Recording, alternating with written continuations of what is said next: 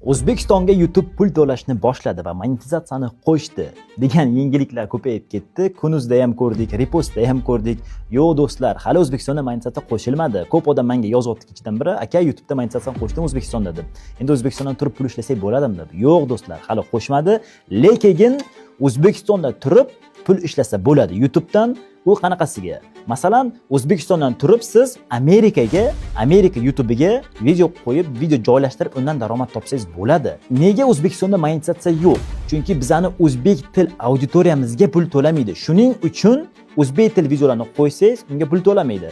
Siz O'zbekistondan turib Amerika Qo'shma Shtatlariga video qo'yadigan bo'lsangiz, unga pul to'laydi YouTube.